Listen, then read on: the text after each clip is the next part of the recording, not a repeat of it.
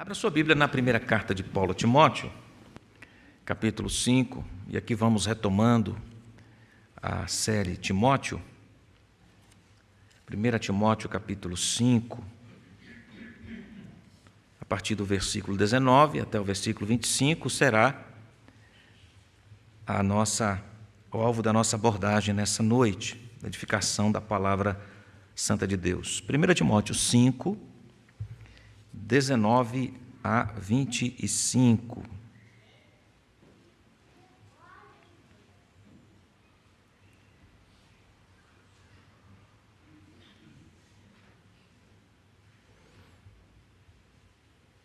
Eu vou ler a partir do versículo 16, só para a gente lembrar aqui o contexto mais próximo, ainda que já tenha sido estudado com a igreja, mas deixe-me retomar aqui a leitura a partir do verso 17.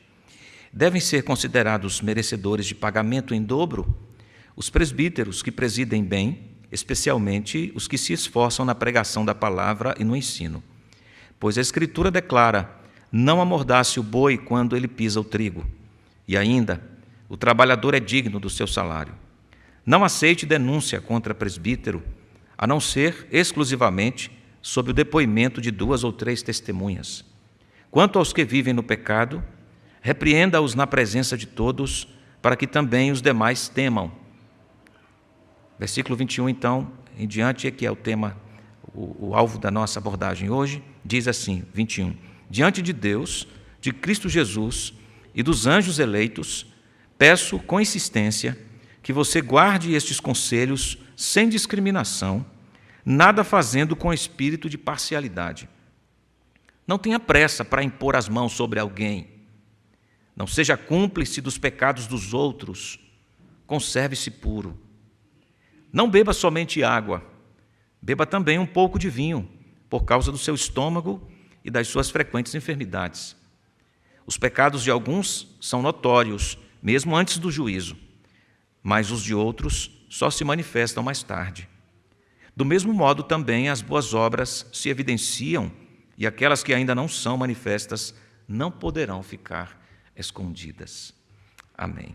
Oremos mais uma vez pedindo a graça de Deus, iluminando para a iluminação da nossa mente e coração. Ilumina-nos agora, Senhor, para a apreensão da Tua Santa Palavra, para com prazer recebê-la, degustá-la, saboreá-la e assim vivê-la durante a semana até a volta do Senhor Jesus, praticando esta santa palavra. Assista-nos, que ela nos edifique, nos corrija, nos fortaleça, que ela nos leve ao arrependimento,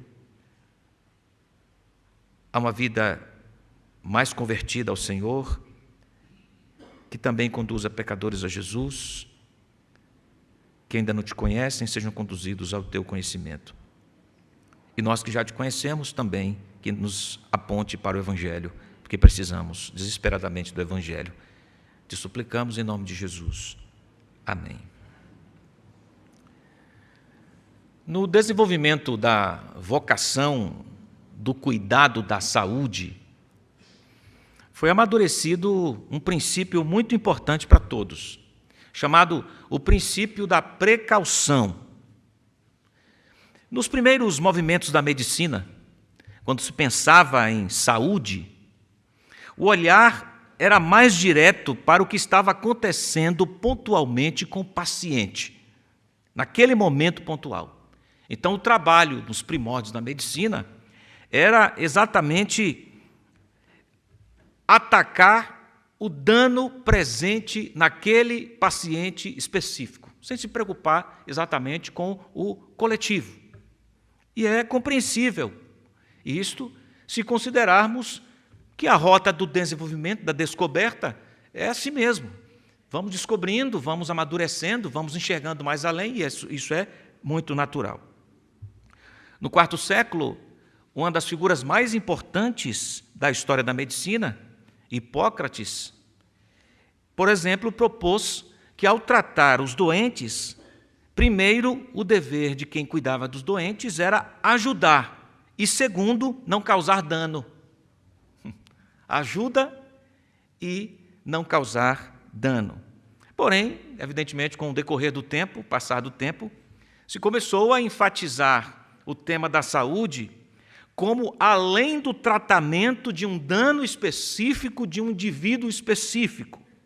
A saúde, então, passou a ter uma relação mais ampla, mais coletiva, que considerava um olhar proativo para os riscos potenciais que poderiam ocorrer, que ultrapassavam, inclusive, o conhecimento atual. As pessoas, nesse desenvolvimento, ainda que não tivessem elementos objetivos para defender algo, uma tese, levantar uma preocupação, prevendo, com a mente proativa, podiam, então, estimular pesquisas. Aí surgiu a pesquisa.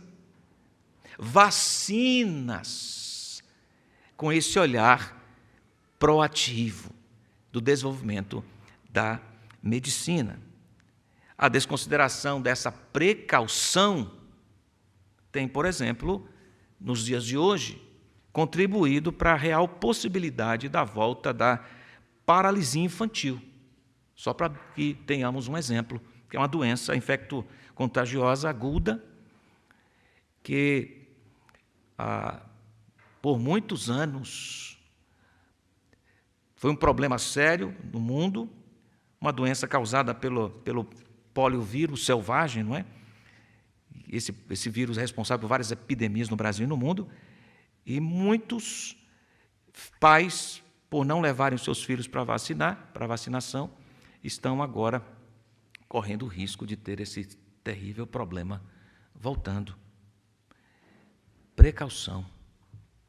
Olhando para essa seção que lemos aqui, na primeira carta de Paulo a Timóteo, podemos aplicar o princípio da precaução, sem dúvida alguma, pensando na saúde da igreja.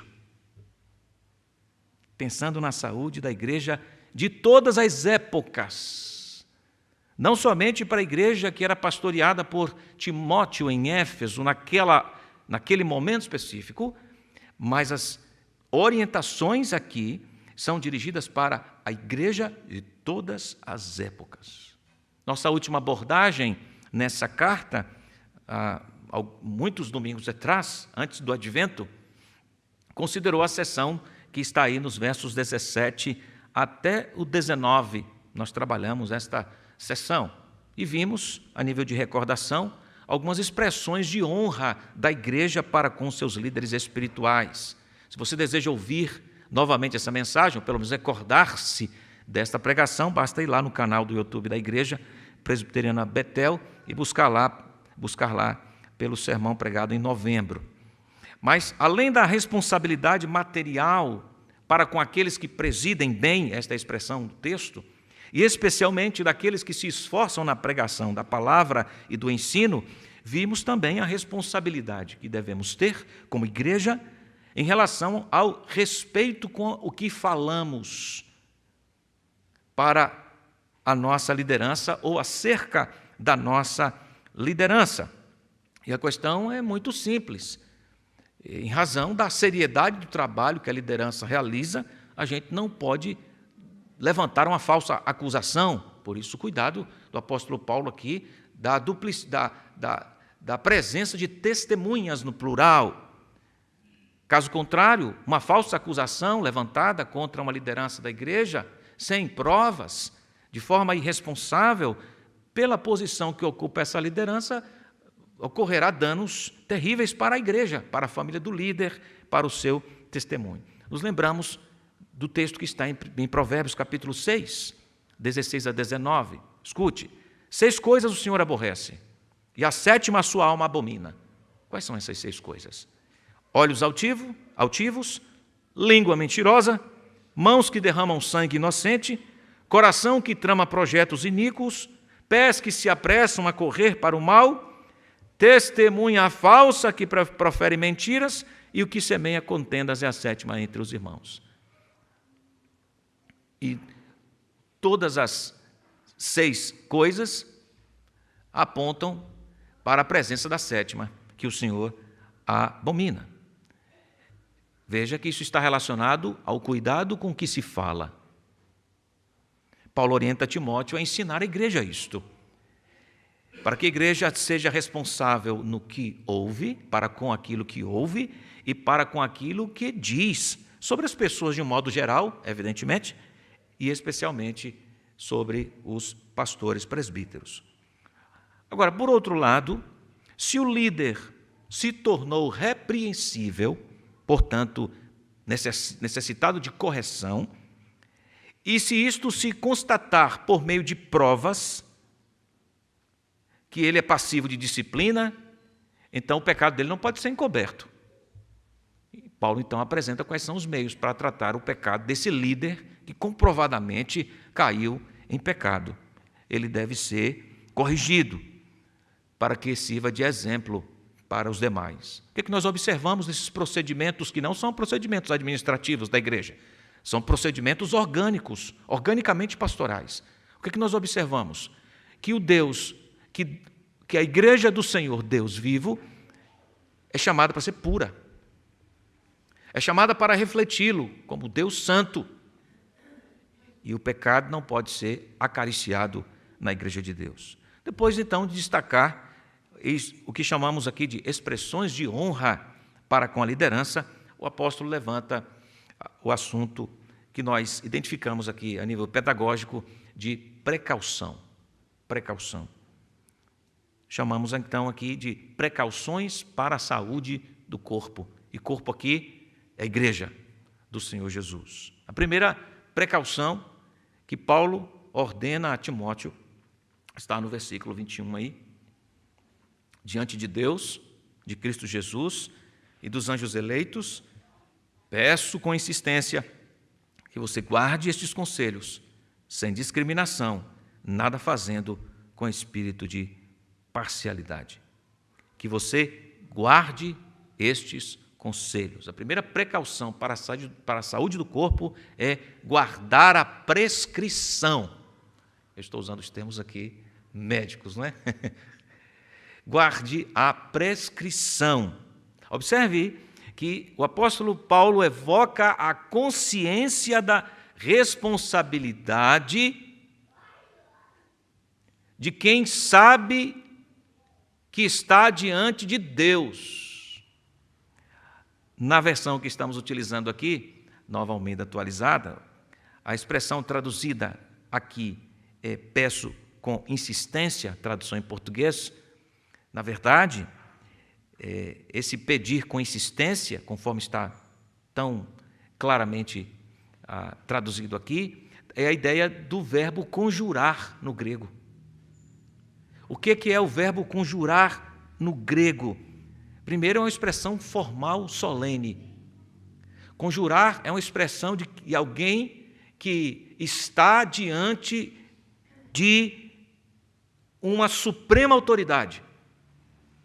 Conjurar aqui é uma ordenação solene. Então, Paulo está usando este verbo para falar a Timóteo que a guarda da prescrição está relacionada ao reconhecimento de que ele está diante do soberano. Conjuro-te. Lembro-te que tu não estás na presença de qualquer um. É isto aqui.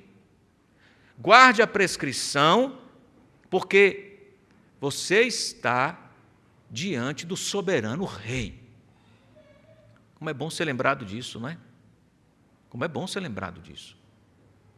Diante de quem estamos? Paulo lembra isto ao pastor Timóteo. Guarde as prescrições que lhe são dadas, Timóteo, pois eu, você, todos estamos na presença do Rei eterno.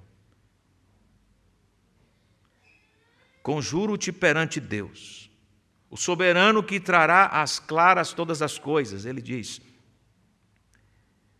diante de Deus, depois diz, de Cristo Jesus, o mediador que julga pelo Pai. Depois ele diz, dos anjos eleitos, isto é, daqueles que foram preservados de cair, que são testemunhas da veracidade, do poder, da misericórdia de Deus, diferentemente dos anjos caídos, Satanás e suas hostes, que não foram preservados. Estes anjos eleitos, que foram preservados por Deus, tomam parte no exercício do juízo de Deus.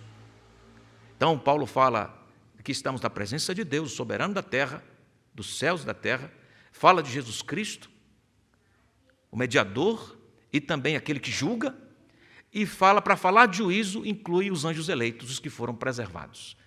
E aqui o cenário é de alguém que vai demandar contas, juízo, não é? Que vai exigir a prestação de contas. Timóteo deveria guardar as prescrições da palavra, lembrando de quem, na presença de quem ele estava, aquele que todos devem prestar contas. E Timóteo deveria, por esta consciência, deveria não cair nas ciladas das opiniões subjetivas. Eu acho isso, acho aquilo, do favoritismo, das predileções das pessoas, porque Paulo diz, faça isto, peço com insistência, que você faça isto é, que guarde os conselhos sem discriminação, nada fazendo com espírito de parcialidade. Ou seja, seja firme com a opinião de Deus, que deve conduzir você. Não é a opinião das pessoas, não são os favoritismos, as parcialidades ou a parcialidade, nem as preferências das pessoas. Seja conduzido para guardar as prescrições de Deus. De Deus. Primeira precaução no cuidado do corpo, guardar as prescrições de Deus. Ouvir Deus. Ser guiado pela vontade de Deus. Não a nossa opinião da sociedade, pouco interessa a opinião da sociedade.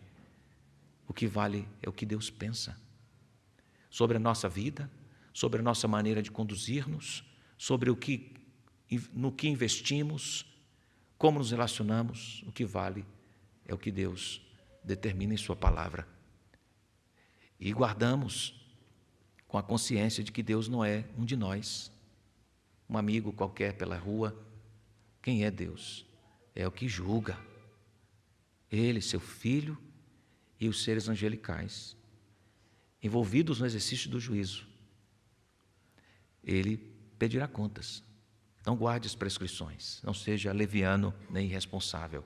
A segunda precaução com a saúde do corpo é a responsabilidade nos critérios bíblicos para a escolha dos primeiros servidores da igreja. Quem são os primeiros servidores da igreja? Está aqui. Não tenha pressa para impor as mãos sobre alguém. Não seja cúmplice dos pecados dos outros. Conserve-se puro. Os primeiros servidores da igreja são presbíteros, diáconos. Os primeiros a servir. E Paulo diz, a ninguém imponhas precipitadamente as mãos. Está falando aqui dos oficiais. Não te tornes cúmplices dos pecados de outrem. O que a imposição de mãos sinalizava? Primeiro, o reconhecimento de que aquele que estava sendo submetido à tarefa do cuidado da igreja foi chamado para isso. Então a liderança reconhecia que esta pessoa que está se dispondo para o serviço do corpo foi chamada para isto. Portanto, cumpria os requisitos bíblicos de integridade e fidelidade. O impor as mãos era o reconhecimento público desse chamado. Também, esse cuidado e as exigências se explicam quando entendemos quem é o dono da igreja, a quem pertence a igreja. E o que está sendo ordenado para servi-la, não pode servi-la de modo como quer servir, de qualquer jeito. O próprio Deus estabeleceu nas igrejas exigências. A própria carta de Paulo a Timóteo. Homens irrepreensíveis, bons maridos, fiéis, sensatos, modestos, hospitaleiros, com coração pastoreável, ensinador, não preso a vícios, pacificador, que pastoreia o seu lar. Enfim, essas exigências já foram tratadas aqui na carta de Paulo a Timóteo. Portanto, tanto Timóteo quanto seus colegas presbíteros, pastores, deveriam ter muita responsabilidade ao impor as mãos sobre alguém e respaldá-lo para cuidar da igreja.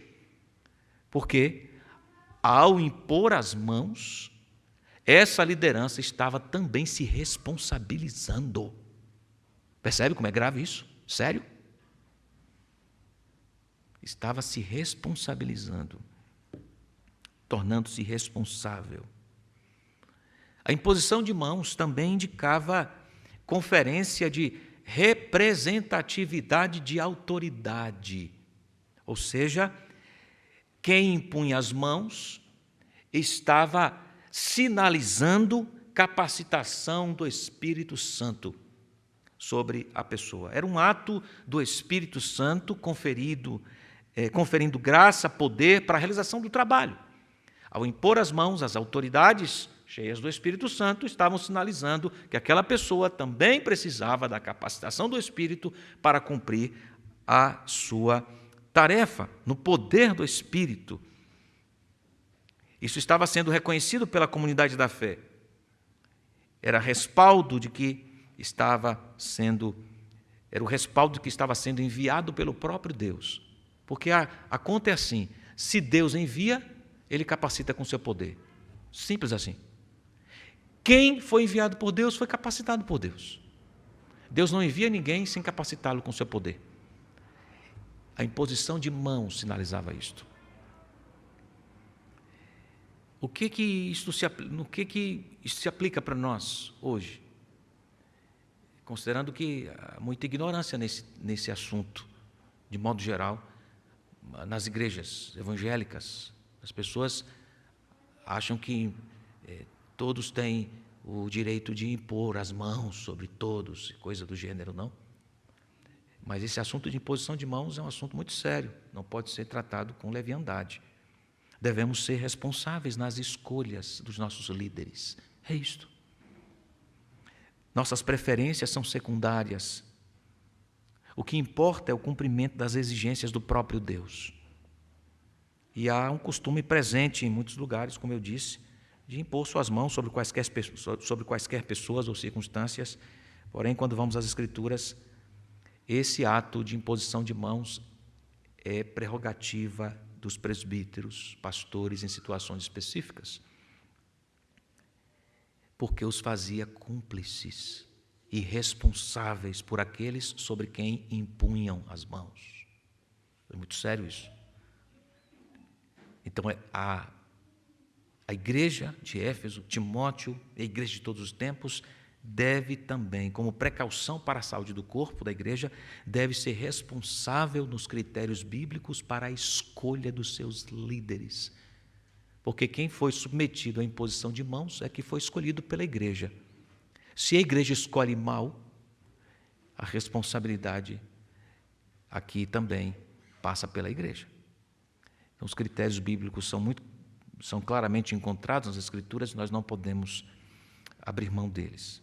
Mas há uma terceira precaução para o corpo, que é o entendimento de que nenhuma área está fora, nenhuma área da vida está fora do cuidado.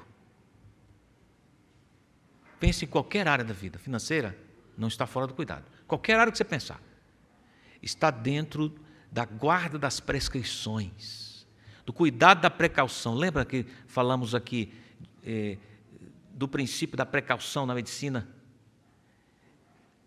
Que é esse olhar não só para o problema existente agora, específico em um lugar, mas eu olhar lá na frente de coisas que podem se tornar um problema se não forem tratadas. Pois esse olhar aqui tem que considerar que todas as áreas da vida não estão isento, que nenhuma área da vida está isenta do cuidado. Versículo 23. Não continues a beber somente água.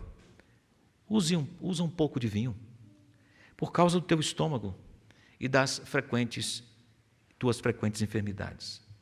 A gente sabe pela leitura da carta de Paulo a Timóteo, que Timóteo era um jovem para o tempo da época, não é? Nível de idade, muito cuidadoso, sóbrio. Não há possibilidade de enxergar, não há pelo menos vestígios que nos levem a compreender que Timóteo era viciado em alguma coisa. Não. Timóteo parece-nos aqui pela leitura das cartas, era muito cuidadoso com estes assuntos. Ele tinha o cuidado de uma vida irrepreensível. Lembre-se de que ele, por ser jovem para os padrões da época, líder, pastor na igreja de Éfeso, uma igreja muito difícil, muito visada para o ataque do lobo, Timóteo enfrentava certo preconceito pela sua idade na cultura grega. Por isso, Paulo chega a dizer para ele assim, olha, ninguém despreze a tua mocidade. E a maneira como Timóteo deveria ser respeitado pela comunidade era vivendo piedosamente. Ao viver piedosamente, a igreja iria olhar para ele com respeito, consideração. E algumas pessoas da igreja podiam desenvolver, por conta da idade de Timóteo, se ele tivesse algum desvio moral, poderiam então desenvolver certa desconfiança e indiferença para com a sua posição e pastoreio. Por esse modo, entendemos que Timóteo era um jovem pastor que preferiu a abstinência. Porém, ele tinha alguns problemas físicos. Paulo nos deixa assim, nos permite concluir assim. Inclusive diz aqui no verso, de modo direto, né? Ele tinha problemas estomacais, sabemos que tipo de problema era esse, mas era um inconveniente. Se tivesse Zengeste na época lá, podia fazer uso, né? Mas não tinha o olhinho, não é? Ele tinha problemas no estômago. Não sabemos se era uma gastrite, se era uma úlcera, é muito provável que tivesse sido. E havia um problema aqui em Éfeso. A água da cidade não era potável. Aliás, a água da cidade de Éfeso levava muita enfermidade para as pessoas. Você se lembra quando recebemos aqui uma missionária lá de Timor-Leste? Eu me lembro agora que ela mencionou que muitos problemas de saúde daquela comunidade estavam relacionados com a água que aquelas pessoas tomavam. Lembram disso? Parece-nos que isto acontecia em Éfeso. Juntando os problemas de estômago severos de Timóteo com o problema da água contaminada, era melhor então nem tomar água. Para o cuidado da saúde, tomar água era o contrário da saúde. Então, o que é que Paulo diz a Timóteo? Tome um pouco de vinho. Isto é, evite de tomar a água da cidade, meu filho, porque vai lhe fazer mal. O que Paulo está dizendo aqui? Timóteo, cuide da sua saúde física. Nenhuma área está fora da precaução, nem a física. Eu digo nem a física, porque é muito provável que possamos cair no equívoco de, olhando escatologicamente para o fim dos tempos, de que o Senhor voltará para restabelecer a ordem de todas as coisas, que a gente não precisa se cuidar. Já ouvi, inclusive, alguns crentes dizendo, eu vou morrer mesmo, de qualquer jeito, para que eu vou me cuidar? Mas não é isto que Paulo está orientando Timóteo aqui, de ser descuidado com a sua saúde. E não é isto que Deus orienta a sua igreja para fazer. Em um dos textos lidos, Paulo evoca a lembrança de que o nosso corpo é templo do Espírito Santo. Ou seja, nem o nosso corpo, o nosso físico, pertence mais a nós mesmos. Tudo é de Deus. E como é que nós vamos tratar o que é de Deus? Não de qualquer modo. Especialmente se lembramos do conjuro-te. Diante de quem estamos? É aquele que demanda de nós a guarda, o cuidado, a responsabilidade. Nós somos chamados à responsabilidade para todas as áreas da vida, inclusive do corpo, irmãos. Somos responsáveis e Deus nos pedirá contas. Uma vez que somos resgatados do pecado para a luz, de uma vida dissoluta, desenfreada, cheia de vícios, para uma vida de honra a Cristo, nós também honramos o que de Cristo é, nosso corpo. Nosso corpo. Calvino disse em certa ocasião assim: somos de Deus, portanto, vivamos e morramos por Ele. Somos de Deus. Então, que sua sabedoria e vontade governem todas as nossas ações. Somos de Deus. Que todas as partes de nossa vida, incluindo isto, se empenhem concomitantemente em prol dele como nosso único alvo legítimo. Amém. Crer que Deus é o Criador e governador perpétuo do mundo não equivale a dizer que o homem deve se descuidar dos benefícios que recebeu das mãos de Deus. E quem de nós não pode dizer, apesar de toda certeza de que nós estamos morrendo a cada dia, quem de nós não pode dizer: Senhor, sou grato pela vida que o Senhor me deu. Sou grato pela condição de me mover. Se você tivesse uma perna só, usando uma prótese aqui, você, consciente do conjuro-te, também diria: Senhor, sou grato porque tenho como me mover. Sou grato pela saúde. Você, hipertenso, não está fora. Senhor, sou grato porque o Senhor me deu condições para equilibrar a minha pressão arterial e eu consigo tocar a minha vida. Diabético, sou grato, Senhor, pelos doces diets. Não, eu sou grato pelo chocolate diet. Senhor, sou grato porque estou vivo. Não há ninguém em nenhum lugar que não ache razão para agradecer a Deus. Cuide da sua saúde, do seu físico, da sua condição física, irmão, porque você, se você é de Deus, você não pertence mais a você. Fuja dos vícios. Não jogue a sua vida fora. Se você é de Deus, ofereça tudo a Deus, inclusive seu corpo. Não o use para a imoralidade. Quando Paulo escreveu à igreja em Corinto, ele falava do uso do corpo para a impureza sexual, para a prostituição. Vocês não devem usar o corpo para a imoralidade, para a prostituição, porque vocês pertencem ao Senhor. Mas isso também pode se aplicar a todas as áreas de uso do corpo. Como devemos usar? Porque pertencemos ao Senhor. No caso de Paulo a Timóteo, ele diz: cuide da sua saúde, não sendo cuidadoso, diligente com aquilo que você bebe, identificando aquilo que causa mal para você. Evite aquilo que causa mal para seu estômago, sua saúde. É isto. Aqui no nosso caso, não necessariamente é dizer para você tomar uma taça de vinho. Não. Mas é dizer para você: identifique aquilo que causa mal à sua saúde. Olha, é a bebida. Foge disso. Olha, é o fumo. Foge disso. Olha, é a gordurinha da picanha. Cai fora, neném. Foge disso. Identifique aquilo que não lhe faz bem fisicamente. Por quê, pastor? Porque você não se pertence mais. Você não é dono de você mesmo mais. Somos de Deus. Morrendo ou vivendo, pertencemos a Deus. Por outro lado, esse mistério da providência, de que Deus cuida de nós, apesar de nós, não é?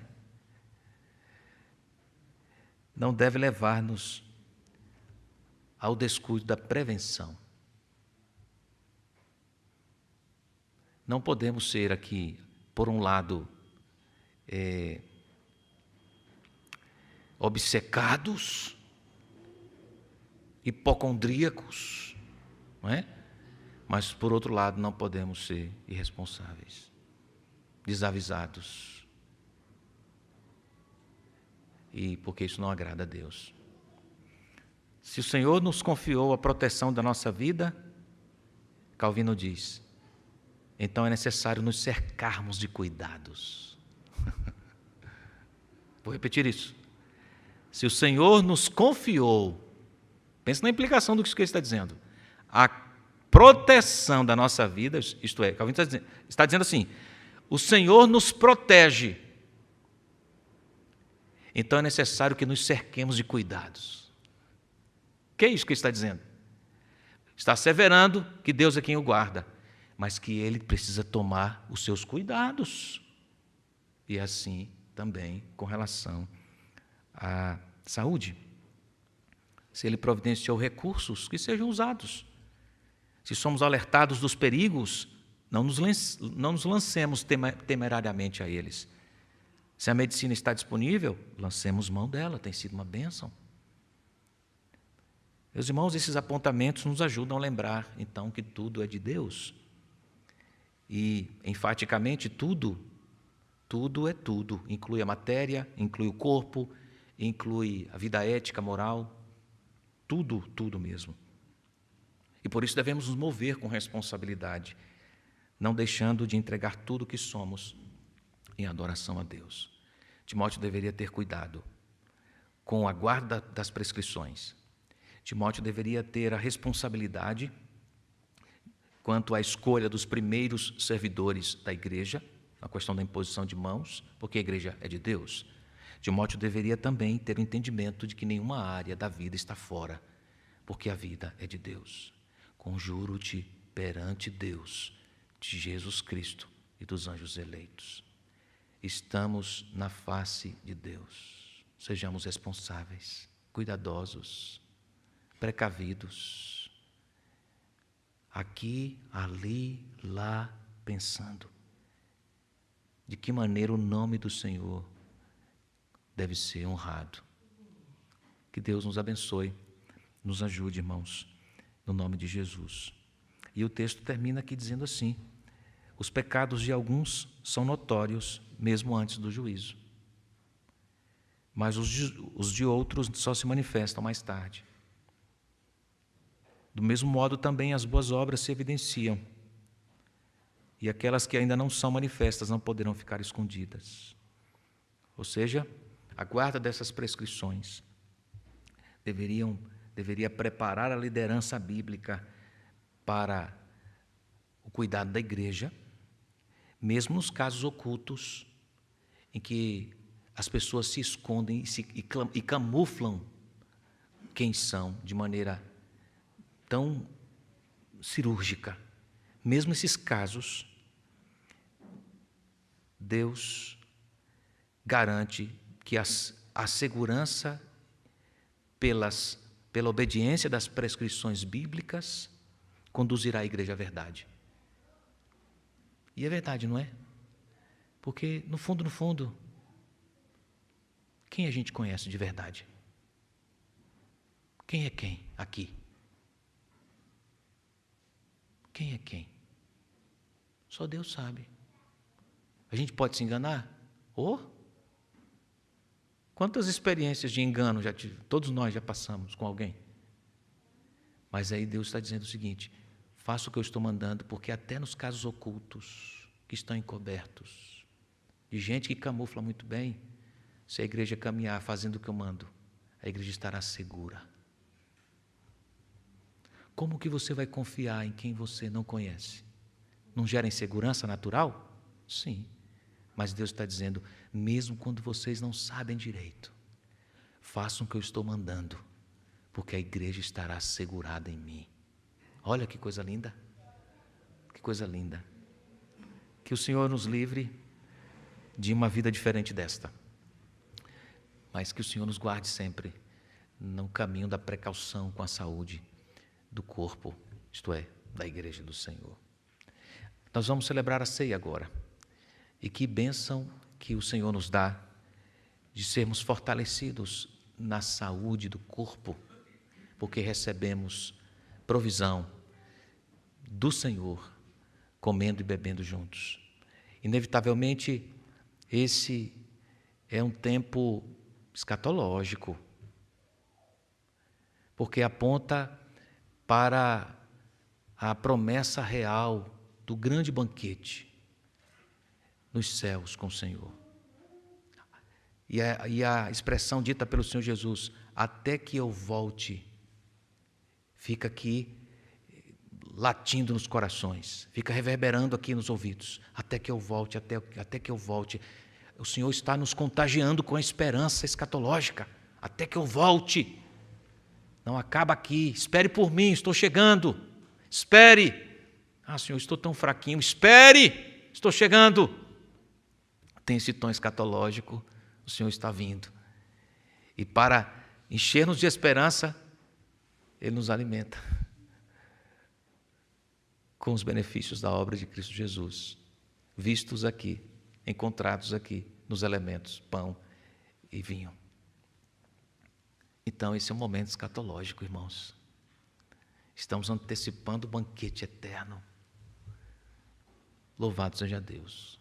Vamos participar assim, tendo esta consciência, e que o Senhor nos encha de graça para que possamos, com responsabilidade, esperar a sua volta, cuidando de todas as áreas da vida como Ele demanda, para a sua glória. Amém.